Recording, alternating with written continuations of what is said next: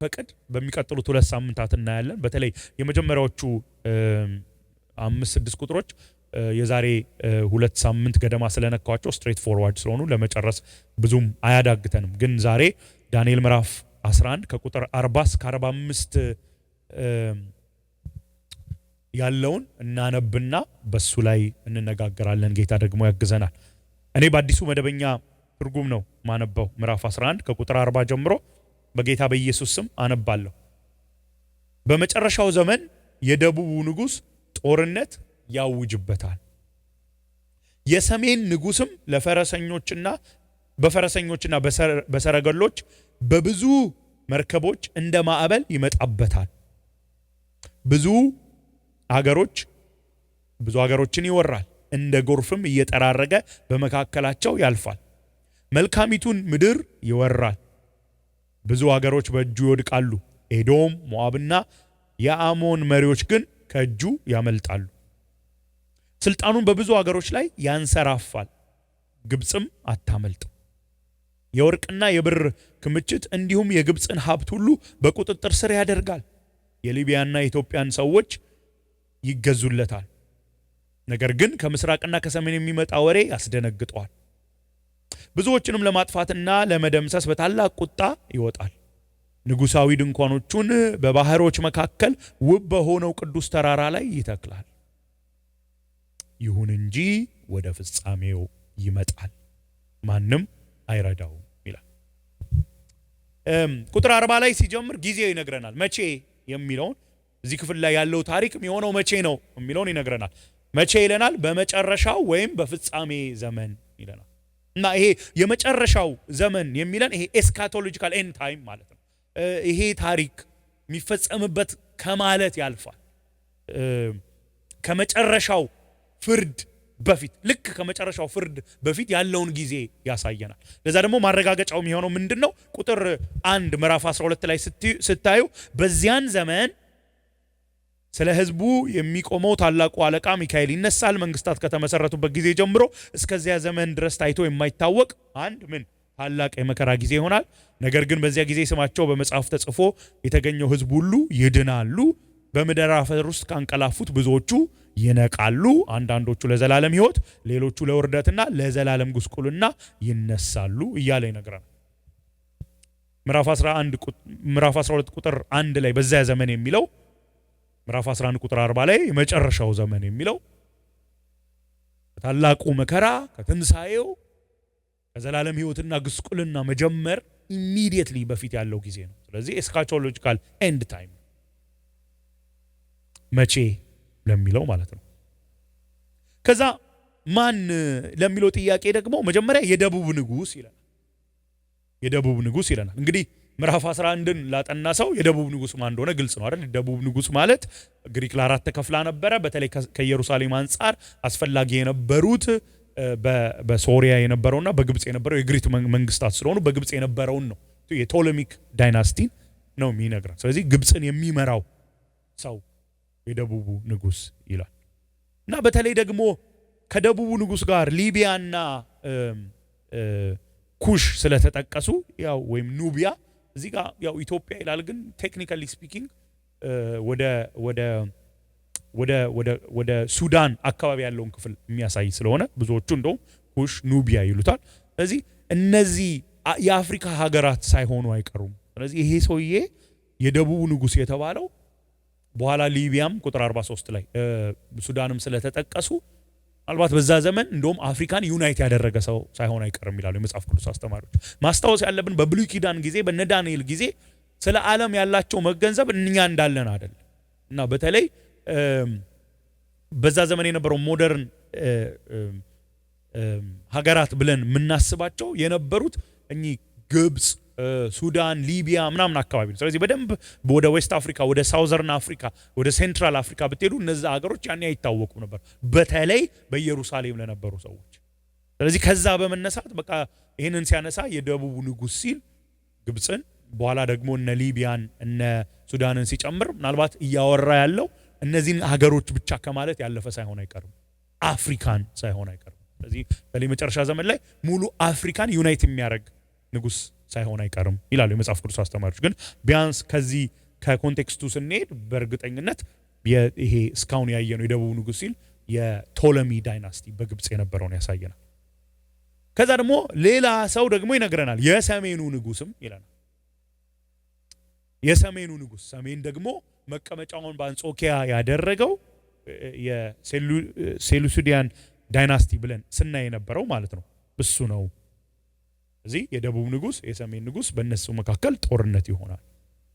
ግን እዚህ ጋር የሰሜኑ ንጉስ ሲል በተለይ መጨረሻ ላይ የሚያነሳቸው ነገሮች አሉ አይደል? በተለይ ስለሚነሳው ወርልድ ዋይድ ጦርነት በኋላ ላይም ደግሞ በኢየሩሳሌም ስለሚኖረው መቀመጫ ስለሚያነሳ ምን ይላሉ? ይሄ ንጉስ በሰሜን ያለው ንጉስ እስካሁን ካየነው የሚሰፋ ሳይሆን አይቀርም። በተለይ ከማን ጋር ያገናኙታል? ሕዝቅኤል መጽሐፍ ምዕራፍ 38 እና 39 ላይ ጎግ የሚባል የማጎግ ንጉስ ሩለር ጎግ ኦፍ ማጎግ። አሁን ጎግና ማጎግ በተለይ ራእይ 20 አካባቢ ከሚሌኒያል ኪንግደም በኋላ ሰይጣን የሚያስነሳቸው ነገስታት ተብሎ ራእይ ላይ ተነስቶ እናያለን። ግን ሕዝቅኤል 38 ላይ 39 ላይ ከሰሜን የሚመጣ ንጉስ እግዚአብሔር አምላክ እሱ ክፍል ሄዳችሁ አንብቡ፣ ሰፊ ስለሆነ ነው እዛ ጋር ማለት ሄደው። እግዚአብሔር አምላክ ምን ይላል? የማጎግ መሪ ገዢ የሆነውን ጎግን አመጣለሁ። እንደውም አንዳንድ ቦታ ላይ አፍንጫ ውስጥ እንትን ከትቼ ጎትቼ ነው ማመጣው ይላል። ወዴት? ወደ ኢየሩሳሌም አመጣዋለሁ። ጦርነት ያውጃል። ከዛ በኋላ ግን እዛ አጠፋዋለሁ የሚል ክፍል ነው ሕዝቅኤል 38 እና 39።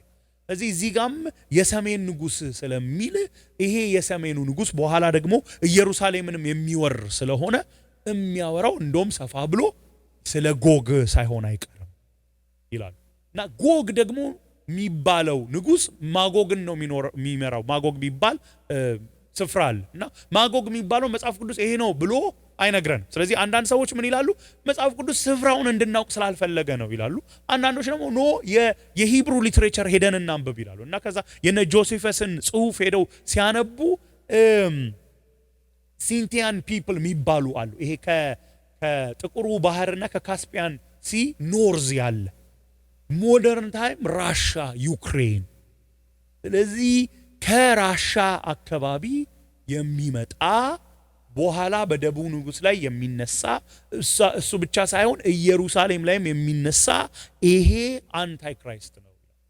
ለዛ ነው አንዳንድ ጊዜ አይ ዶንት ኖ ምን ያህል ኢንትረስትድ እንደሆናችሁ ኤንድ ታይምስ ላይ አንብባችሁ ሰምታችሁ ከሆነ የራሻ ንጉስ ይላሉ። ራሻ ትነሳለች፣ ራሻ ትመጣና ኢየሩሳሌም ታጠቃለች ይላሉ። በተለይ ደግሞ ያው የፖለቲካውን ክላይሜት እያዩ ሰዎች ቶሎ ይገምታሉ አይደል? በቃ የሆነ ራሻ ስትጠነክር ይሄው ይሄንን እኮ እያለን ነው። በቃ አካባቢ ካሉት ኔሽኖች ጋር በኋላ መጣበታለሁ በጣም ዩኒቲ ሲኖራት ይሄው ልትመጣ ነው፣ ኢየሩሳሌም ላይ ልትመጣ ነው ይላሉ። ከዛ ይሄን ለምንድን ነው የሚሉት ስንል የሚያነሱት እንዳልኳችሁ ሕዝቅኤል 38 እና 39 ላይ ከሰሜን የሚመጣ የማጎግ ንጉስ የሆነ ጎግ ሚላለ እና በአይሁድ ጽሁፍ ውስጥ የአሁን ራሻ የምንልበት አካባቢ ያሉ ሰዎችን የሚጠቅስ ነው ይላሉ። ሌሎች ደግሞ አይ ይሄ የሰሜኑ ንጉስ ማለት አንታይ ክራይስት ይሄ የሮማን ኢምፓየር እንደገና ተነስቶ እንደገና ሪቫይቭ አድርጎ ሮማን ኢምፓየር አካባቢ ያሉ ሀገሮችን የሚመራ ምናልባትም ጣሊያናዊ ሰው ይሆናል ብለው ያስባሉ። ለምን ይሄንን አሉ ስንል 4 ኪንግደሞችን ነው አይደለ ዳንኤል መጽሐፍ ላይ ያየ ነው። የመጀመሪያው ምንድነው? ባቢሎን። ሁለተኛው ምንድነው? ሜዶንና ፋርስ። ሶስተኛው ምንድነው? የግሪክ ነው።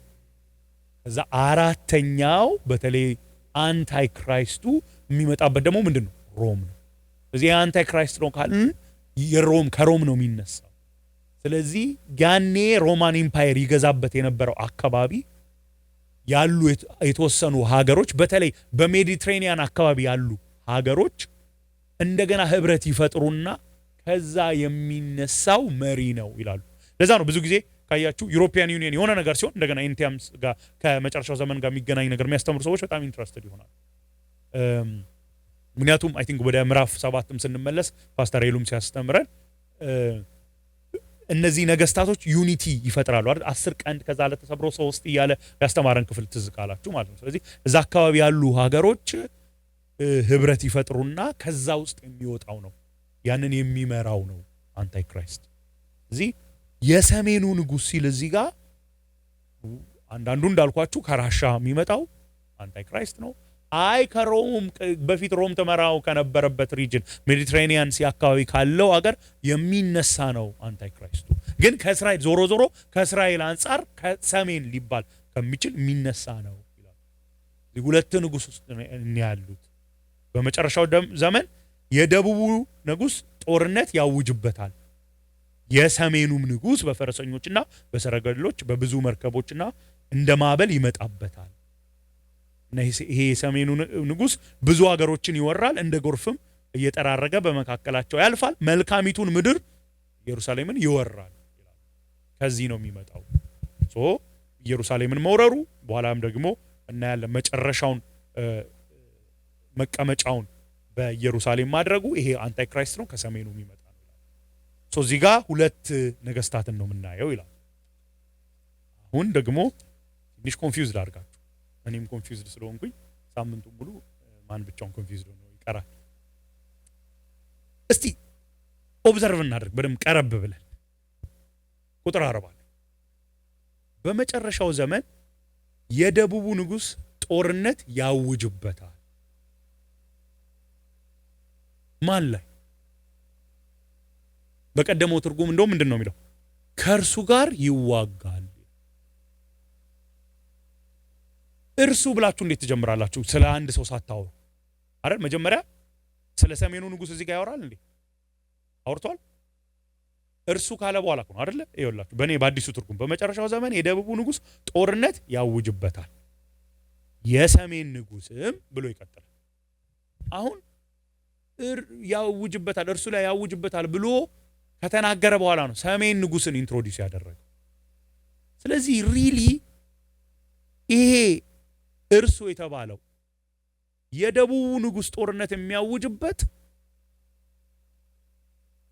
ቁጥር 36 ጀምሮ የተነገረው ንጉሱ የተባለው ሰው የሚል ሐሳብ ያስነሳል። ሐሳቤ ገብቷችኋል? የሆነ ነገር እኔ ሳወራ እርሱ ብዬ መጀመር ከሆነ ምንድነው የምታስቡት? ኦሬዲ የተወራለ ሰው አለ አይደል? እርሱ አሁን እኮ ብሪግ መጥቷል እኮ እርሱ ብዳም ብላችሁ ማ ነው የምትሉት አይደል? ግን ስለሆነ ሰው አውርተን ከሆነ የሆነ ስለዛ ሰው አውርተን አሁን እኮ መጥቷል እሱ ስትሉኝ ምንድነው የምትሉት? ቅድም ያወራ ነው ሰው። ስለዚህ ከቁጥር 36 ጀምሮ የሚያወራው ንጉስ አለ። ደስ ያለውን ያደርጋል አይደል ሚለው፣ በአምላክ ላይ ይሳደባል፣ ራሱን እንደ አምላክ ይቆጥራል ምናም ብሎ ነግሮን መጥቶ እኮ ነው። ከዛ ቁጥር 39 ላይ እዩት። በባዕድ አምላክ እርዳታ ጽኑ ምሽጎችን ይወጋል፣ ለእርሱ የሚገዙትን በእጅጉ ያከብራቸዋል፣ በብዙ ህዝብ ላይ ገዢዎች ያደርጋቸዋል፣ ምድሩንም በዋጋ ይከፋፍላቸዋል ወይም ይከፋፍላቸዋል። ምን ያደርጋል? ራሱን እንደ አምላክ ይቆጥራል። እሱን የማይተባበሩትን ምን ያደርጋል? ኦፕሬስ ያደርጋል፣ የሚተባበሩትን ይሸልማል ብሎ ልክ 40 ላይ ስትመጡ በመጨረሻው ዘመን የደቡቡ ንጉስ ጦርነት ያውጅበታል፣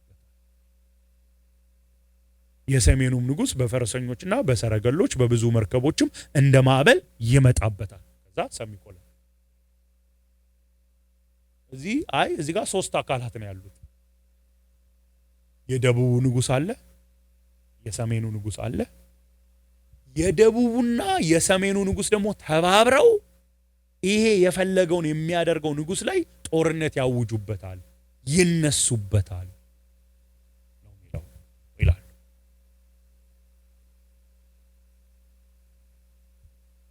አሁን እንግዲህ የመስበክ እኮ ችግር ካለው ያው ኤክስፔክትድ ይሆናል። እሺ አንተስ ምን ትላለህ ልትሉኝ ትችላላችሁ።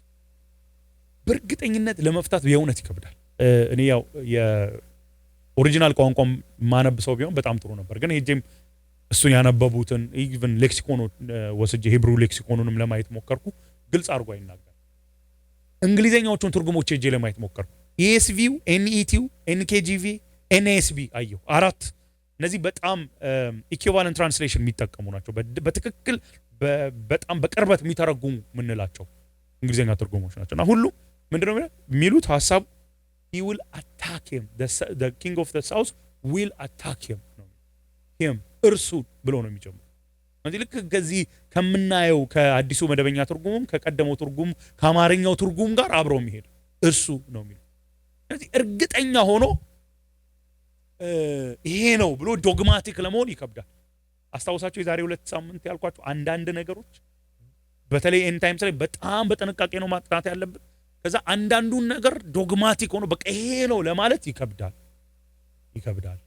እርግጠኛ የምንሆንባቸው ነገሮች አሉ። ጌታ ኢየሱስ ክርስቶስ ይመጣል፣ አንታይ ክራይስት ቀድሞ ይመጣል፣ ግን መጨረሻ ላይ እሱ ይሸነፋል፣ በሲኦል ይጣላል። በክርስቶስ ኢየሱስ ያመኑ ከእርሱ ጋር ይኖራሉ። እነዚህ ነገሮች ኦፍ ኮርስ ዶግማቲክ መሆን አለበት። አንዳንድ ፋይነር ዲቴይልስ ግን ያስቸግራሉ እና ብዙ ከዚህ ጋር የተገናኙ በተለይ ዳንኤል መጽሐፍ ላይ ስፔሲፊካሊ የተጻፉትን ኮሜንታሪዎችን ለማንበብ ሞክሬያለሁ። ሁለቱ አይነት ቪው ነው ያለው። የደቡቡ ንጉስ ከሰሜኑ ንጉስ ጋር ይዋጋል። የሰሜኑ ንጉስ ከዛ ያሸንፈዋል፣ ያሉትን ሀገሮች ይጠራርጋል የሚሉ አሉ።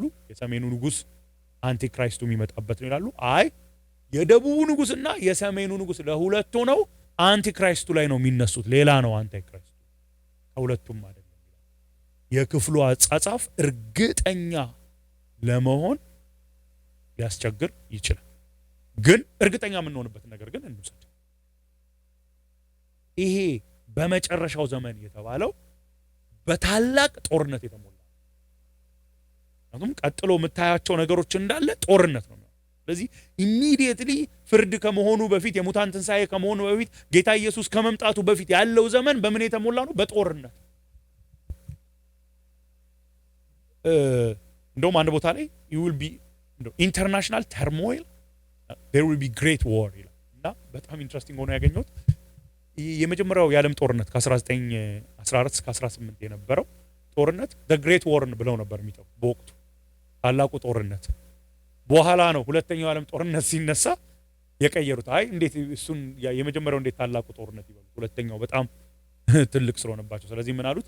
የመጀመሪያውን ፈርስት ወርልድ ዎር፣ ሁለተኛው ሰከንድ ወርልድ ዎር አሉ። ምን ልላችሁ ነው? ግን ጦርነቶች ባለፈውም እንዳልኳችሁ ይሄ ኢንተርናሽናል ወርስ እየሰፉ እየመጡ በዚህ ዘመን ስለ መጨረሻው ዘመን የሚነግረን ይሄንን። ኦኬ እርግጠኛ የምንሆነው ግን እንዳልኳችሁ እንያዝ። በመጨረሻው ዘመን ምን ይሆናል? ጦርነት ይታወጃል። ማን ያውጃል? የደቡቡ ንጉስ።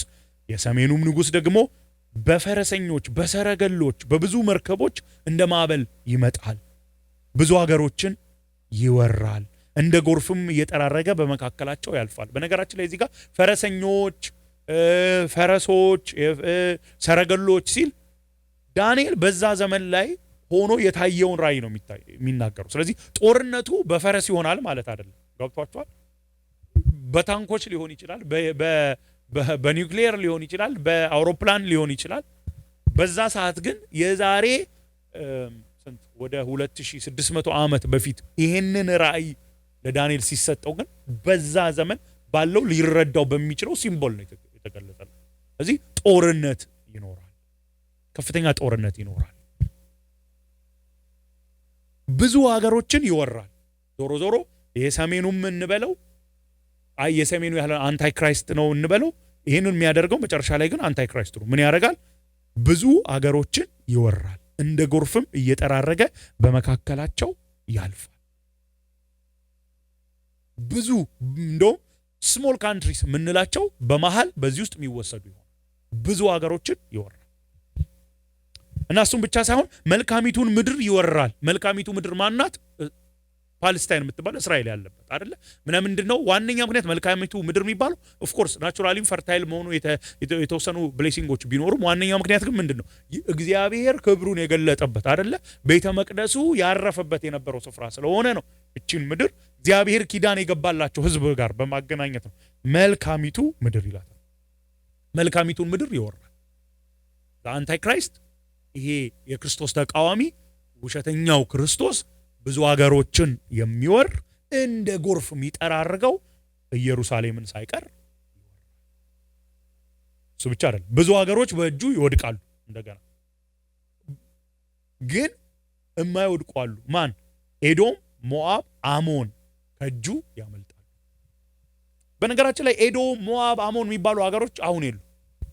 እንግዲህ እንዳልኳችሁ ነው። በዛን ዘመን ለዳንኤል ሲነገር እነዚህ ሀገሮች የቱ ጋ ነው ጂኦግራፊካሊ የነበሩት ብለን ማሰብ አለብን። ምክንያቱም እዛ ላይ ቁጭ ብሎ ጆርዳን፣ ሳውዲ አረቢያ ምናምን ሊል አይችልም። እነዛ ሀገሮች የሉማ። ግን እነዚህ ሀገሮች ማን ናቸው ብለን አሁን ስናይ የአረብ ኔሽንስ ሚድል ኢስተርን ካንትሪስ ምንላቸው በተለይ በታሪክ ራሱ ከእስራኤል ጋር በጠላትነት የኖሩትን ማሳያ። ስለዚህ ኢቭን ኤዶም፣ ሞአብ፣ አሞን ሲል ምንድነው የምታስቡት? ብሉይ ኪዳን ላይ እነዚህ ሀገሮች ምንድን ናቸው? ከእስራኤል ጋር ጠላት ናቸው። ከኪዳኑ ህዝብ ጋር ጠላት ናቸው። እሱን ያሳየን። እሱ ብቻ ሳይሆን እነዚህ ሀገሮች ያኔ ጂኦግራፊካሊ የነበሩበትን ቦታ ሄደን ስናይ አሁን በአረብ ሀገሮች የተያዙ ናቸው። ስለዚህ ይሄ አንታይ ክራይስት እንዳለ እየወረረ ይመጣል። ኢየሩሳሌምን ሳይቀር መጥቶ ይወራል። ግን እነዚህን ሀገሮች አይወራም። ለምን? ከነሱ ጋር ስምምነት ይፈጥራል። አንዳንዱ ስምምነት ቢፈጥረው ምን ይላሉ? ያው ስፔኩሌሽን ነው። እንደማያሸንፋቸው ሲያውቅ ነገሩ አዝማሚያው ሳያምሮ ሲቀር ስምምነት ይፈጥራሉ። ሌሎቹ ደግሞ አይ እነሱ ድሮም ለእስራኤል ጠላቶች ስለሆኑ ግባቸው አንድ ስለሆነ ኢየሩሳሌምን ሊወርስ ሲመጣ ስለሚስማሙ ነው ይላል። ዞሮ ዞሮ ግን በእርግጠኝነት ልንናገር የምንችለው እዚህ ጋር ቆመን ኤዶም፣ ሞአብ፣ አሞን የተባሉ በዛን ዘመን የእስራኤል ጠላቶች የነበሩ አሁን በሌላ መንግስታት ኢንሃቢት የተደረጉ ስፍራ ላይ ያሉ መንግስታት ከዚህ አንታይ ክራይስት ጋር አላይ ይሆናል። ስለዚህ እሱ መጥቶ አታክ አያረጋቸውም፣ አያጠፋቸው። ኦኬ ቁጥር 42 43 ኢዛን ኤክስቴንሽን እዩ። ከቁጥር 40 እንደገና ልድገም። ብዙ ሀገሮችን ይወራል፣ እንደ ጎርፍም እየጠራረገ በመካከላቸው ያልፋል። ሜኒ ኔሽንስ አር ገና ቢኮ አይደል? መልካሚቱንም ምድር ይወራል፣ እስራኤልን ሳይቀር ኢየሩሳሌም። ብዙ ሀገሮች በእጆቹ ይወድቃሉ፣ ብዙ ሀገሮች ከምን ውጪ? ኤዶም፣ ሞአብና አሞን ውጪ። 42 ላይ ስልጣኑም በብዙ ሀገሮች ላይ ያንሰራፋል፣ ግብጽም አታመልጥም። the southern kingdom ቅድም ያነሳ ነው የደቡቡ ንጉስ ያልነው ግብጽም አታመልጥም እና ስልጣኑ በጣም እየሰፋ ነው የሚሄደው፣ ኤክስፓንድ እያደረገ ነው የሚሄደው። እንደውም አንዳንዶች ከምን ጋር ያመሳሰሉታል? የናዚን ታሪክ ካያችሁ በመጀመሪያዎቹ ፊው ይርስ አንዴ መውረር ከጀመረ በኋላ በተለይ እነ ፖላንድን እነ ኦስትሪያን እና መውረር ከጀመረ በኋላ ፍጥነቱ በጣም ያስፈራ ነበር። በቃ ባንዴ ነው በቃ ውር እያደረገ አይደለ ወደ ራሻም ወደ ዩኤስኤስአር የሚሄደው ብቻ ኤክስፓንድ ያደረገበት መንገድ በጣም በሚያስፈራ ነው። ዊዝን አ ፊው ይርስ ነው ኤክስፓንድ ያደረገው። ማንም የሚቋቋመው አይመስልም ነበር። እንደውም ታሪክ የሚያስተምሩ ሰዎች ምናልባት አሜሪካ ሰከንድ ወርልድ ላይ ባትገባ ኖሮ ናዚ ያሸንፍ ነበር። ሶ ያው ናዚን ወይም ሂትለርን አንታይ ክራይስት ነው እያልን አይደለም፣ ግን አንዳንዱ ነገር ያመሳስለዋል። በአንድ ጊዜ ኤክስፓንድ እያደረገ ነው በጦርነት። ምክንያቱም አትርሱ፣ ባለፈው ሳምንትም ስንነጋገር ለሱ አምላኩ ምንድን ነው? ጦርነት ነው፣ ስልጣን ነው፣ የሚያመልከው ጦርነት ነው፣ ዎር ማሽን ነው። ኤክስፓንድ እያደረገ ይሄዳል። ስልጣኑ በብዙ ሀገሮች ላይ ያንሰራፋል። እንደውም ምን እየሆነ ይመጣል ማለት ነው? ዋን ወርልድ ገቨርንመንት እየሆነ ይመጣል። እየሄደ ይወራል፣ ሀገሮች ሁሉ ከስር ስር ይሆናሉ። ስለዚህ ዓለም ወደ ምን እየመጣች ነው? ወደ አንድ መንግስት እየመጣች ትሄዳለች። ዋን ወርልድ ገቨርንመንት። እሱ ብቻ ሳይሆን የወርቅና የብር ክምችቶችን እንዲሁም የግብፅን ሀብት ሁሉ በቁጥጥር ስር ያደርጋል። ዋን ወርልድ ኢኮኖሚ እየሆነ ይመጣል። ማርኬቱን የማኒ ማርኬቱን ይቆጣጠራል። ፖለቲካውን ብቻ ሳይሆን ጦርነትን ተጠቅሞ ፖለቲካውን ይቆጣጠራል። ጦርነቱን ተጠቅሞ ምን ይቆጣጠራል? ኢኮኖሚውን ይቆጣጠራል። እና ግብፅም አታመልጥም ይለናል። ከዛ የሊቢያና ኢትዮጵያም ሰዎች ይገዙለታል። ምናልባትም እነዚህ ኔሽኖች ምን ያመለክታሉ ብለን ነበር? አፍሪካን ለማሳየት ሳይሆን አይቀርም ይላል። ኢቭን እነዚህ ሀገሮች የደቡብ ነገስታት የተባሉት ምናልባት አፍሪካ አዘሆል ከሱ ቁጥጥር ስር ይሆናል። ዋን ወርልድ ገቨርንመንት፣ ዋን ወርልድ ኢኮኖሚ፣ ባለፈው ደግሞ ያየነው ዋን ወርልድ ሪሊጅን። ሃይማኖቶችን ሁሉ ነው የሚያስቀረው። እሱ ራሱ ነው የሚመለከው። ሃይማኖትን ይቆጣጠራል፣ ፖለቲካውን ይቆጣጠራል፣ ሌላ ምን ቀር? ኢኮኖሚውን ይቆጣጠራል፣ ሁሉን ነገር ይቆጣጠራል። በቃ እንደ ሉዓላዊ አክት ያደርጋል። እና የሚመስለው በቃ ይሄ ሰውዬ ሁሉን ገዛ፣ ሁሉን አሸነፈ፣ በቃ ምንም ተስፋ የለም። ልንል ስንል ቁጥር 44 ላይ ግን ነገር ግን ብሎ ይጀምራል። ከምስራቅና ከሰሜን የሚወጣ ወሬ ያስደነግጥ። ሪፖርት ይሰማል። ከምስራቅ ሪፖርት ይሰማል፣ ከሰሜን ሪፖርት ይሰማል። በተለይ ይሄ ተቃውሞ በሱ ላይ የሚነሱ ይህንን ይሰማል እና ይህንን ይሰማና ምን ሊያደርግ ይሄዳል? ብዙዎችን ለማጥፋትና ለመደምሰስ በታላቅ ቁጣ ይወጣል። እዛ ላይ አንሄድም እንጂ ራእይ 9 ቁጥር 16 ላይ ምን ይላል? ከኤፍራጥስ የሚባለው ወንዝ towards the east ያለ ማለት ነው፣ ከዚህ ከምናነበው ክፍል ወደ 200 ወታደሮች ይነሳሉ የሚል ሐሳብ አለ ራእይ 9:16 ላይ። እና አንዳንድ ሰዎች ይሄንን ያነሳሉ። ምናልባት ከምስራቅ የሚለው ይሄንን ነው። 200 የሚለው 200 ሚሊዮን የሚለው ኤግዛክት ነምበር ሊሆን ይችላል፣ ወይም በጣም ብዙ ስፍር ቁጥር የሌለው ለማለት ሊሆን ይችላል ይላሉ። ይነሱበታል። ማን ላይ? አንታይክራይስት። በእርግጠኝነት ግን ልንል የምንችለው ከዚህ ክፍል ላይ በመነሳት ከምስራቅ ከሰሜን ወሬ ይሰማል፣ የጦርነት ይሰማል። ስለዚህ ምን ለማድረግ ይሄዳል? በጣም የሚያስደነግጥ ነገር ነው የሚያደርገው። ብዙዎችን ለማጥፋትና ለመደምሰስ በታላቅ ቁጣ ይወጣል። አይ ቲንክ የቀደመው ትርጉም ላይ ለማረድ ይላል። ብዙዎችን ለማጥፋት ለመደምሰስ፣ ዓላማው የሚቃወሙትን ማጥፋት ነው። በጣም ጨካኝ ነው። ጨካኝነቱን እንዳንረሳ። እጅግ አሁን ኤፒፋነስ ዘፎርስ በጣም ጨካኝ ነው ብለን ተነጋግረን ነበር አይደል? እሱ እንደ ጥላ ነው። ሐሰተኛው ክርስቶስ ሲመጣ፣ የክርስቶስ ተቃዋሚ ሲመጣ በጣም በጭካኔ ይገለጣል። በተለይ መሃል ላይ በጣም በጭካኔ ይገለጣል። እዛ ቁጥር 45 ላይ ንጉሳዊ ድንኳኖችን በባህሮች መካከል ውብ በሆነው ቅዱስ ተራራ ላይ ይተክላል። አይ ቲንክ የቀደመው ትርጉም ላይ ባህር ነው የሚለው፣ ባህሮች የሚለው አዲሱ ትርጉም ላይ ነው። አንዳንድ እንግሊዝኛ ትርጉሞችም አንዳንድ ሲስ ይላሉ፣ አንዳንድ ደግሞ ሲ ብቻ ይላሉ። ኤኒዌይ ሐሳቡ ምንድነው? በሜዲትሬኒያን እና በዴድ ሲ መካከል በቅዱሱ ተራራ፣ በውብ ቅዱስ ተራራ ማለት ደግሞ ኢየሩሳሌም በተለይ ቤተ መቅደሱ በነበረበት ስፍራ ሄድ ኮርተሩን ያደርጋል። መቀመጫው ሄድ ኮርተሩ የሚሆነው እዛ ኢየሩሳሌም ጋር ባለው ቤተ መቅደሱ በሚኖርበት ተራራ ላይ። አትርሱ ማቴዎስ 24:15 ላይ እንኳን ምንድን ነው የሚለን?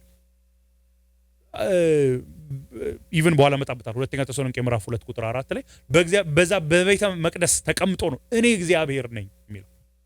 ስለዚህ መቀመጫውን የሚያደርገው እዛ ነው የሚሆነው፣ ኢየሩሳሌም ጋር ነው የሚያደርገው፣ ቤተ መቅደሱ ያለበት ጋር ነው የሚያደርገው መቀመጫው።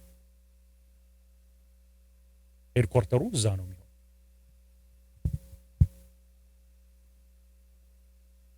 አሁን ይህን ስናስብ በጣም አስጨናቂ ጊዜ ነው።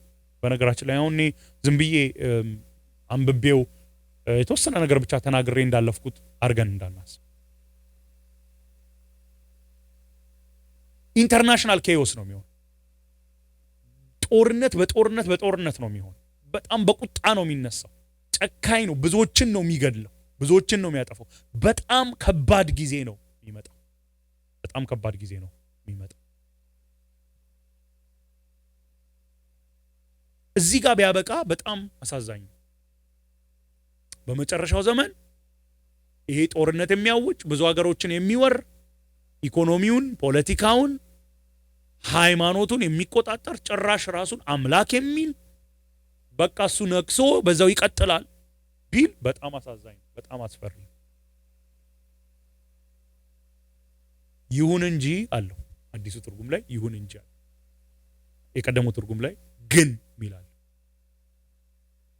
በጣም መጽሐፍ ቅዱስ ላይ ይሁን እንጂ ግን ሚለው የሚገባበት ቦታ በጣም ብዙ ቦታ አሜን የሚያስብሉ ናቸው። ይሁን እንጂ ወደ ፍጻሜው ይመጣል፣ ማንም አይረዳው። ይሄ ሰው ብዙ ሀገሮችን የሚወር ከቁጥጥር ስር የሚያደርግ የሚቃወሙትን የሚያርድ የሚያጠፋው ኢኮኖሚ ሁሉ የራሱ የሚያደርግ ራሱን አምላክ የሚል ካልተመለከ በኋላ ራእይን ወደፊት ስናጠና እናያለን መግዛት መሸጥ እንኳን እንዳይቻል የሚያደርገው ፍጻሜ ግን ፍጻሜ ምን ይሆን? ፍጻሜው ያሉትን ደቂቃዎች እሱ ላይ እናተኩር። መጀመሪያ ከዳንኤል መጽሐፍ እንነሳ። ፍጻሜው ምንድነው የሚሆነው? ዳንኤል ምዕራፍ 7 ቁጥር 11 ላይ እንሂድ። በትዕቢት ስለሚናገረው ቀንድ የሚነግረን ክፍል ዳንኤል ምዕራፍ 7 ቁጥር 11 ላይ እንዲህ ይላል፣ ቀንዱም ከሚናገረው የትዕቢት ቃል የተነሳ መመልከቴን ቀጠልኩኝ። አውሬው እስኪታረድና አካሉ ደቆ ወደሚንበለበል እሳት እስኪጣል ድረስ ማየቴን አላቋረጥኩም። አያችሁ፣ ይሄ በእግዚአብሔር ላይ የሚሳደበው ብላስፌመስ የሆነው ጭራሽ እኔ ነኝ አምላክ የሚለው መጨረሻ አለው። ይታረዳል። ሌሎችን ሊያርድ አይደል የሚወጣው ሊያጠፋ። እሱ አንድ ቀን እስኪታረድ አካሉ ደቆ ወደሚንበለበለው እሳት እስኪጣል ድረስ ማየቴን አላቋረጥኩም። እንደውም ቁጥር 26 ላይ ሂዱ፣ ከቁጥር 25 ጀምሮ እንደውም እንይ።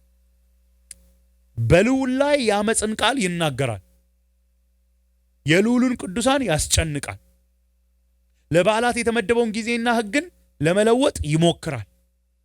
ቅዱሳንን ለዘመን ለዘመናትና ለዘመን እኩሌታ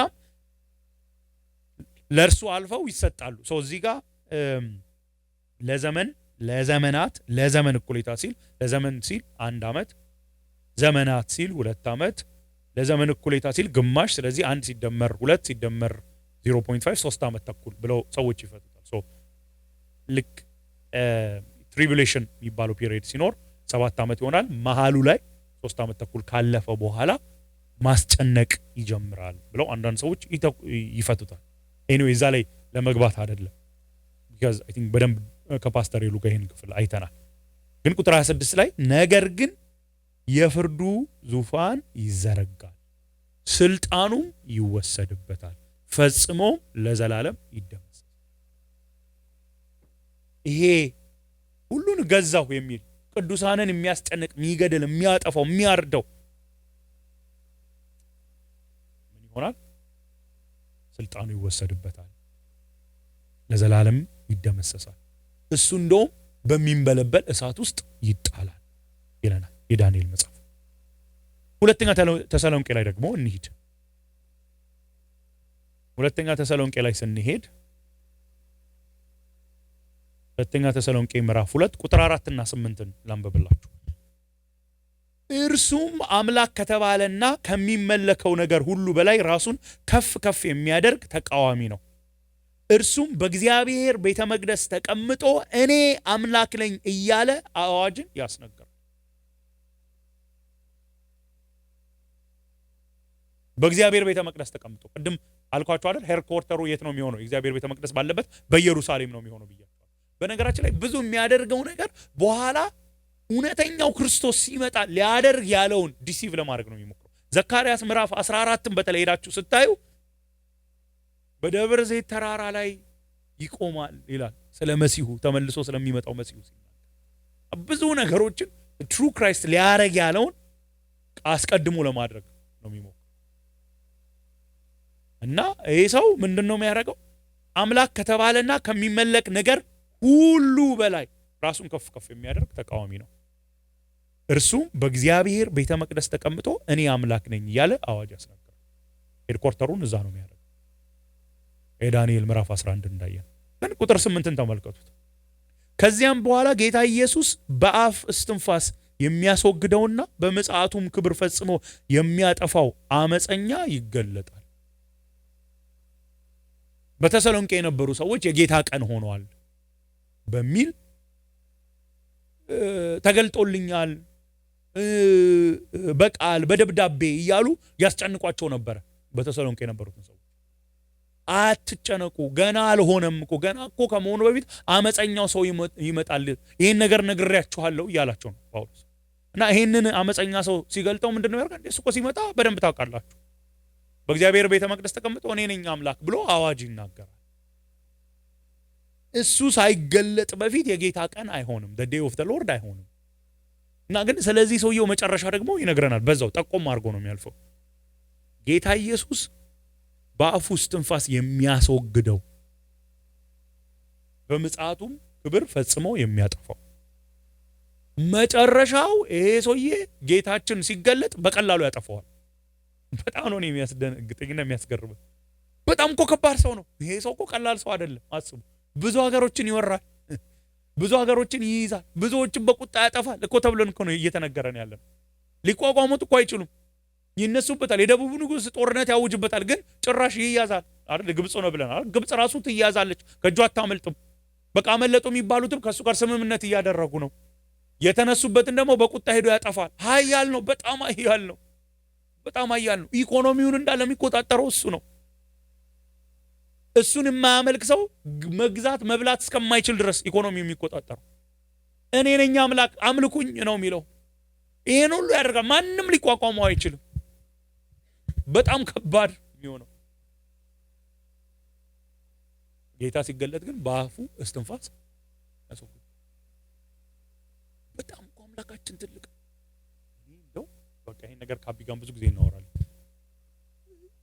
በጣም በጣም በጣም በእውነት የእውነት እንዲገባን የሚያስፈልገው ነገር ብዬ የማስበው የአምላካችን ታላቅነት።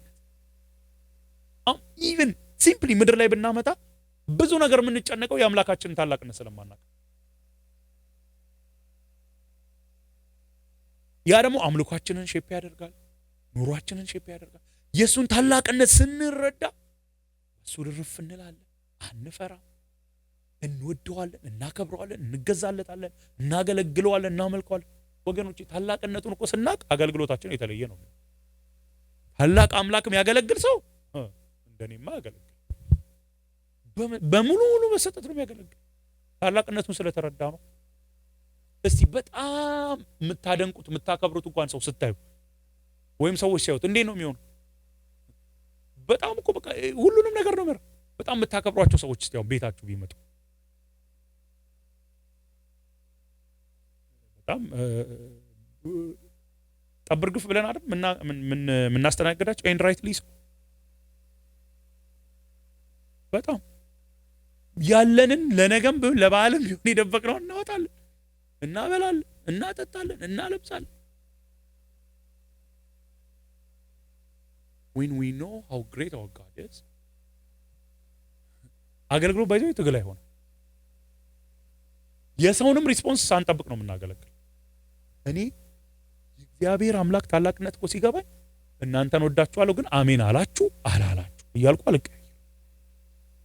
የማገለግለው እሱን ነው። ነገ ባትቀበሉኝ ብትቀበሉ፣ ነገ የፈለገውን ዋጋ ቢያስከፍለኝ፣ መታሰር አገር መልቀቅ ቢመጣ ምንም ዋጋ ከፍላለሁ። ደግሞ ምን ሳልፈራ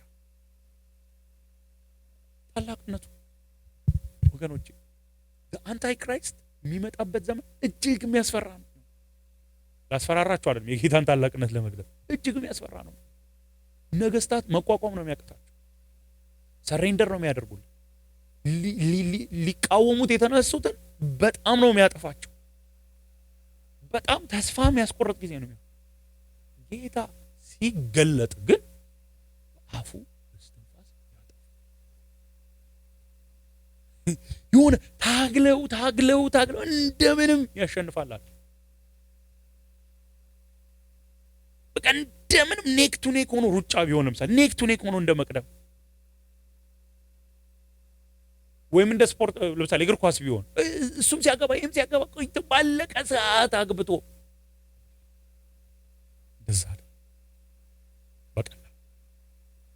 በቀላል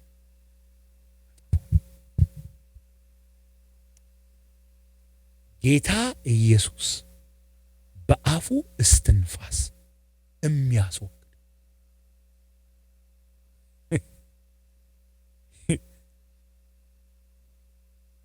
such a great description። በአፉ እስትንፋስ የሚያስወግድ አንዳንዴ እናንተ እንኳን ብላችሁ እፍ ብትሉበት ይወድቃል ምናምን የምትሉት ነገር አለ አይደል? እንደዛ እኮ የእውነት እንደዛ ነው። ለእኛ ነው የሚያስበለው። ኔሽን ጌታ ሲመጣ እፍ ሲልበት አገላለጡ በምጽአቱ ክብር ፈጽሞ የሚያጠፋው ግሎሪየስሊ ሲገለጥ ፈጽሞ ነው የሚጠፋው። ባይዘው ፈጽሞ መጥፋት ማለት መሰላችሁ? ፈጽሞ መጥፋት ማለት መልሶ ላለመነሳት። አንዳንድ ነገሮች እኮ ያጠፋቸው ይመስልና ጊዜ ቆጥረው ብቅ ይላሉ። መልሶ ብቅ ላይ ቅድም ዳንኤል 7 ላይ ያነበብን አይደል? በእሳት ነበልባል ውስጥ ይጣል መልሶ ብቅ ላይ ራእይ 12 ላይ ወገኖቼ ታላቅ አምላክ ነው ያለ። በእውነት በጣም ታላቅ አምላክ ነው ያለ። በጣም ታላቅ አምላክ ነው ያለ። በጣም ብዙ ምንፈራቸው ነገሮች አሉ። when we know our God እነዚህ ምንፈራቸው ነገሮች ለምን ፈራው ብለን ሁሉ ምናዝን ነው የእውነት ሲገባ ነው። እኔ እንደውም አንዳንዴ የማስበው እንደዛ ጌታ ሲገለጥ በክብሩ አንድ ቀን ለዚህ ነው ይሄን ሁሉ ነገር የፈራ ነው የምንለው። እንደዚህ አይነት አምላክ ኖሮኝ እንደዚህ አይነት አባት ኖሮኝ ነው በፍርሃት ምኖረው በጭንቀት ምኖረው በተስፋ መቁረጥ ምኖረው። በፍጹም ወገኖች እንደዛ አንኑር። ተስፋ እኮ ለማስቆረጥ የሚሞክር ነገር አለ የለም እኮ እያልኩ አይደል። በፍጹም እንደዛ አንኑር። እንደዚህ አይነት አምላክ ኖሮኝ እንደዚህ አይነት አባት ኖሮኝ ቆይ ምን ነው የምፈራው ነው? በሽታን ነው? ማጣትን ነው? ምንድን ነው የምንፈራው? መጨረሻ ያስፈራል የተባለውን ዓለምን የሚያስገዛውን እንኳን በአፍ ውስጥ እንፋስ የሚያጠፋ ጌታ። ራእይ 16 ቁጥር 12 እንደዚህ ይላል። ስድስተኛው መልአክ ጽዋውን በታላቅ ወንዝ በኤፍራጥስ ላይ አፈሰሰ። ከምስራቅ የሚመጡ ነገስታት መንገዱን እንዲያዘጋጅላቸው የወንዙ ውሃ ደረቀ። ከዚያም ከዘንዶ አፍ ከአውሬው አፍና ከሐሰተኛው ነብይ አፍ ይሄ የኢቪል ትሪኒቲ የሚሉት ማለት ነው እንቁራሪት የሚመስሉ 3 ርኩሳን መናፍስት ሲወጡ አየው።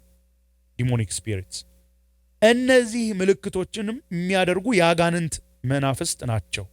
እነርሱ እንቁራሪት የሚመስሉት ሁሉንም በሚችል አምላክ ታላቅ ቀን ለሚሆነው ጦርነት እንዲሰበስባቸው ወደ ዓለም ነገስታት ሁሉ ይሄዳሉ። እንደገና ላምብካ ቁጥር 13 ጀምሮ ከዚያም ከዘንዶ አፍ ከአውሬው አፍና ከሐሰተኛው ነብይ አፍ እንቁራሪት የሚመስሉ 3 እርኩሳን መናፍስት ሲወጡ አየሁ። እነርሱም ምልክቶች የሚያደርጉ የአጋንንት መናፍስት ናቸው። ሁሉን በሚችል አምላካችን አያችሁ ግን እንዴት ተገለጠ? ሁሉን በሚችል አምላክ ታላቅ ቀን ለሚሆነው ጦርነት እንዲሰበስቧቸው ወደ ዓለም ሁሉ ነገስታት ይሄዳሉ። ምን እነዚህ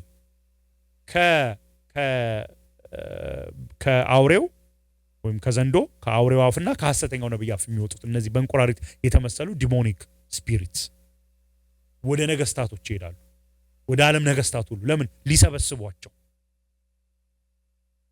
ለታላቅ ጦርነት ሁሉም በሚችል አምላክ ታላቅ ቀን ለሚሆን ጦርነት ይልና እነሆ እንደ ሌባ እመጣለሁ፣ ራቁቱን እንዳይሆን አፍረቱም እንዳይታይ ነቅቶ ልብሱን የሚጠብቅ ሰው ብፁዕ ነው። እነርሱም ነገስታቱን በዕብራይስጡ አርማጌዶን በሚባል ስፍራ ሰበሰቧቸው። ሐሳቡ ምንድነው? የመጨረሻው ጦርነት አርማጌዶን ሲባል ሰምታችሁ አታውቁ? የመጨረሻው ጦርነት ላይ እንዲሰበሰቡ የዓለም ነገስታትን ለመሰብሰብ የሚወጡ ዲሞኒክ ስፒሪትስ አሉና ሄደው ይሰበስቧቸዋል። መጨረሻ ላይ ይሰበስባቸዋል የዓለም ነገስታት እና እንደውም አንዳንድ የመጽሐፍ ቅዱስ አስተማሪዎች የሚሉት ምንድነው? ያታልሏቸዋል፣ ዲሲቭ ያደርጋቸዋል። በቃ እግዚአብሔር አምላክን የሚያሸንፉ እንዲመስላቸው።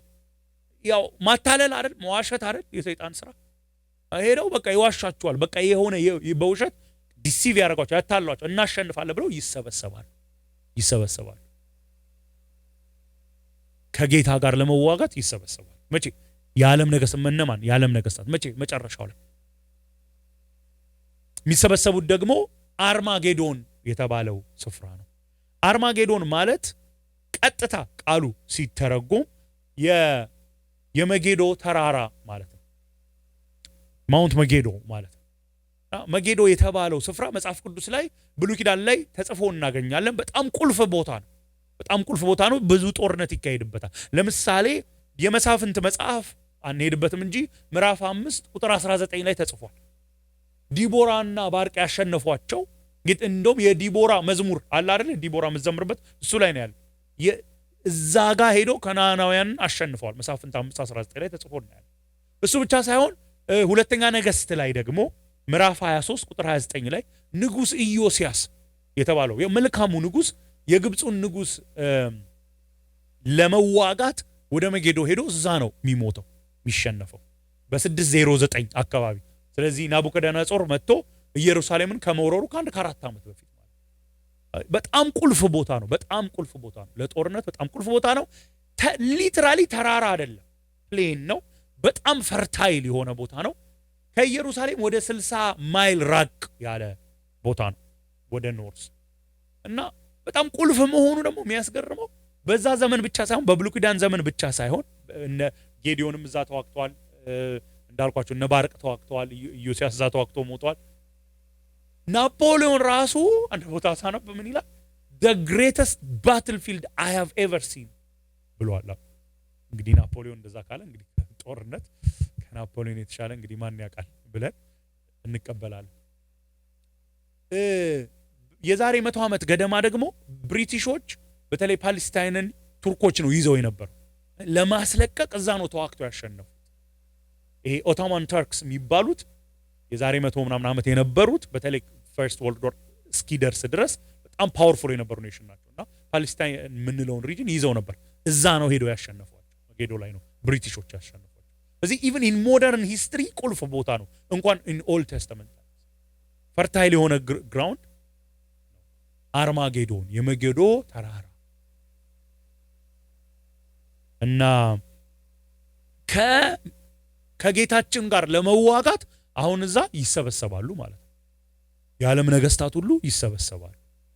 ራእይ 16 ይሄንን ነው የሚለው። ከዛ ራእይ 19 ላይ ራእይ 19 ከቁጥር 11 ጀምሮ ያለውን ላንብብና ከዛ ጠቀልለዋለሁ። ከዚያም ሰማይ ተከፍቶ አየሁ፣ እነሆ አንድ ነጭ ፈረስ ነበር። በተለይ ነጭ ፈረስ የቪክትሪ ምልክት ነው፣ የድል ምልክት ነው። በፈረሱም ላይ ታማኝና እውነተኛ የሚል ተቀምጦ ነበረ። ወደ ምዕራፍ 1 ወደ ምዕራፍ 3 ስትሄዱ ይሄ ስለ ጌታችን ኢየሱስ ክርስቶስ የተሰጠ ስያሜ ታይትል ነው፣ ታማኝና እውነተኛ። እርሱም በጽድቅ ይፈርዳል ይዋጋልም፣ አይኖቹ እንደ እሳት ነበልባል ናቸው። ምዕራፍ 1ን አስታውሱ። በራሱም ላይ ብዙ ዘውዶች አሉ። ከእርሱ በቀር ማንም የማያውቀው ስም በእርሱ ላይ ተጽፏል። አንዳንዶች እንደሚሉት ከመታወቅ በላይ ነው ማንነቱ፣ ባህሪው አውቀን ምን ጨርሶ አይደለም። እርሱ በደም የተነከረ ልብስ ለብሶ ስሙም የእግዚአብሔር ቃል ነው። እግዚአብሔርን ከማንም በላይ ማኒፌስት ያደረገልን የተረከልን። የሰማይ ሰራዊት ነጭ ንጹህና ከተልባ እግር የተሰራ ቀጭን ልብስ ለብሰው በነጫጭ ፈረሶች ላይ ተቀምጠው ይከተሉታል። they share in his victory። ህዝቦቹን የሚመታበትም ስለታም ሰይፍ ከአፉ ወጣ፣ በብረት በትርም ይገዛቸዋል።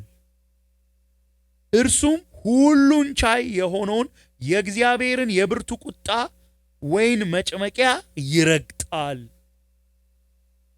በልብሱና በጭኑ ላይ እንዲህ የሚል ተጽፏል፣ የነገስታት ንጉሥ የጌቶች ጌታ። ቀጥሎም አንድ መልአክ በፀሐይ ውስጥ ቆሞ አየው። እርሱም በሰማይ መካከል ለሚበሩ ወፎች ሁሉ እንዲህ ሲል በታላቅ ድምፅ ጮኸ፣ ኑ ወደ ታላቁ የእግዚአብሔር እራት ተሰብሰቡ። የምትሰበሰቡትም ልስን የነገስታትን ስጋ፣ የጦር አዛዦችን ስጋ፣ የብርቱ ሰዎችን ስጋ፣ የፈረሶችንና የፈረሰኞችን ስጋ፣ እንዲሁም የሰዎችን ሁሉ፣ ይኸውም የጌቶችንና የባሮችን የታናናሾችንና የታላላቆችን ስጋ እንድትበሉ ነው። ከዚያም በኋላ አውሬው አንታይክራይስት የምድር ነገስታትና ሰራዊቶቻቸው በፈረስ ላይ ከተቀመጠውና ከሰራዊቱ ጋር ለመዋጋት ተሰብስበው አየው። ፕሮባብሊ አት አርማጌዶን ቅድም ያነበብነው። ነገር ግን አውሬው ተያዘ፣ ከእርሱም ጋር በፊቱ ምልክቶችን ያደርግ የነበረው ሐሰተኛው ነቢይ ተያዘ። በእነዚህ ምልክቶች የአውሬውን ምልክት የተቀበሉትንና ለምስሉ የሰገዱትን አሳተ። ሁለቱም ማናማ አውሬውና ሐሰተኛው ነቢይ በሕይወት እንዳሉ በዲን ወደሚቃጠለው የእሳት ባህር ተጣሉ። በኋላ ምዕራፎቹን ስትቀጥሉ ምዕራፍ 20 ላይ ሁለተኛው ሞት የዘላለም ሞት ማለት ነው፣ ገሃነም። የቀሩት ደግሞ በፈረሱ ላይ ከተቀመጠው አፍ በሚወጣው ሰይፍ ተገደሉ። ወፎቹም ሁሉ ከስጋቸው በልተው ጠገቡ። ባይዘው አንዱም ከቅድም ጎግ ስላቸው የነበረው ስኬል 38 እና 39 ጋር የሚያገናኙት ለዚህ ነው። በተለይ አሁን ያነበብኩላችሁ ክፍል ሕዝቅኤል 39 ከ17 እስከ 20 ላይ ስታዩ በጣም ተመሳሳይ ሐሳብ አለ። ኑ ብሎ ሲሰበሰቡ አውሬዎች ሲበሏቸው፣ ወፎች ሲበሏቸው። ኤኒዌይ አሁን ይህንን ክፍል ኤክስፓውንድ ለማድረግ አይደለም። ያው ራእይ 19 ግን ለወደፊት መማራችን ስለማይቀር የራእይ መጽሐፍ በሙሉ ሐሳቡ ግን ምንድነው? የዓለም ነገስታት ሁሉ ተሰብስበው ከማን ጋር?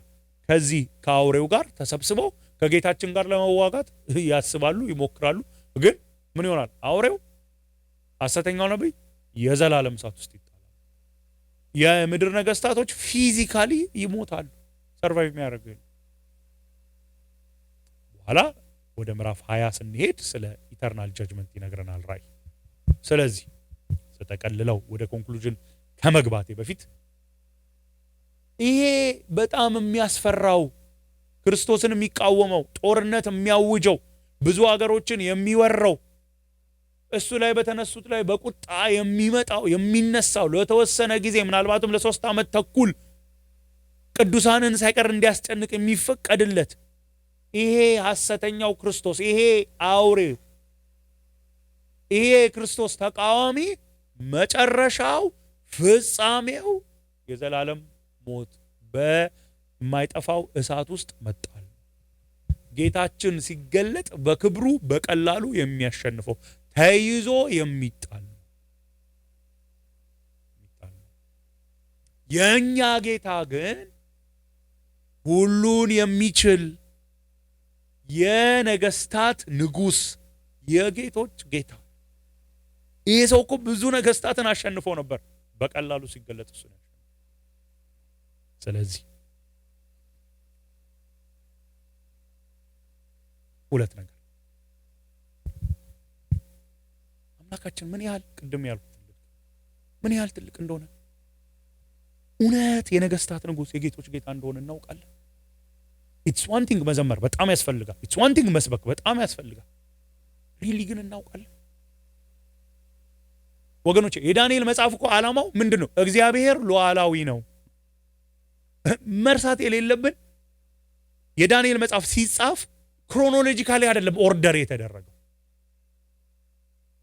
ከምዕራፍ 1 እስከ 6 ምንድነው ያለው? ከምዕራፍ 1 እስከ 6 ያለው ታሪክ ነው ያለው። ከ7 ጀምሮ ደግሞ ትንቢት ነው ያለው። መጀመሪያ ምዕራፍ 6 ላይ ተርኮልን ነው ወደ ትንቢቱ የሚገባው። አንዳንዶቹን ትንቢቶች ራእዮች ዳንኤል ያየው ከምዕራፍ 6 በፊት ባሉ ጊዜያት ውስጥ ነው።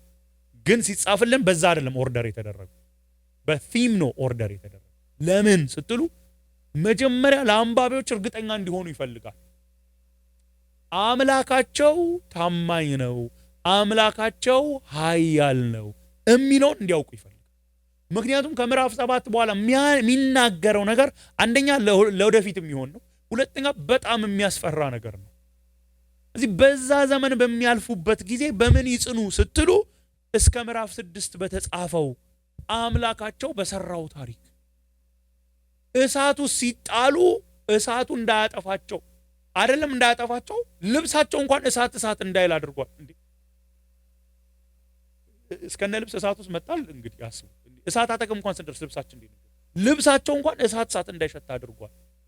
ዳንኤል አንበሶች ጉድጓድ ተጥሎ የተራቡ አንበሶች አልበሉትም አልተራቡም እንዳይባል እሱ ሲወጣ በሱ ቦታ የጣሉትን እዛው ነው የበሏቸው አየር ላይ። ከአንበሶች ጉድጓድ በሰላም ማስወጣት የሚችል ከእሳት እቶን በሰላም ማስወጣት የሚችል አምላክ ነው የምታመልኩት። ነገ እስራኤል በመከራው ስታልፍ ይህንን ትወቅ ነው ሐሳቡ። ምክንያቱም እግዚአብሔር ነው who is in charge። ናቡከደነጾር አይደለም። ይሄው ታሪክን እዩ። ስለዚህ ነገ የሚመጡት እና አሌክዛንደር ዘ ግሬት እና ኤፒፋነስም አይደሉም አልቲሜትሊ ኢን ቻርጅ። ይሄንን ለመናገር ሐሳቡን መሳት የለብንም የመጽሐፉን። ምክንያቱም አንዳንዴ መጽሐፉን ቨርስ ባይ ቨርስ መግባት በጣም ልክ ነው፣ እስማማለሁ። ዲቴል ገብተን ዲቴል ውስጥ ስንቀር ዙም አውት ሳናረግ ስንቀር ሜጀር ፒክቸሩን ሚስ እናደርጋለን። ስለዚህ ሁሉ ጊዜ ስናነብ ዲቴሉን እያነበብን ቶሎ ደግሞ መለስ እያለን እየወጣን መሆናል። ወተን ስናስብ ምክንያቱም ምዕራፍ 11 አስቡ ስንት ነገሮች አወራ። ዙም አውት እናድርግ። እነዚህ ነገስታት ይመጣሉ። እንደዚህ አይነት ከባድ ጊዜ ይመጣል ለእስራኤል። ባይ ኤክስቴንሽን ደግሞ በኋላ ላይ ለአማኞች ግን ታማኝ አምላክ ሉዓላዊ አምላክ አለ። ይኸው የዳንኤልን ታሪክ እዩ። የዳንኤል አምላክ የእናንተ አምላክ ነው። እነዚህ ሶስቱ ዕብራውያን ወጣቶች አምላክ የእናንተ አምላክ ነው ምንም አይነት መከራ ቢመጣ እያለ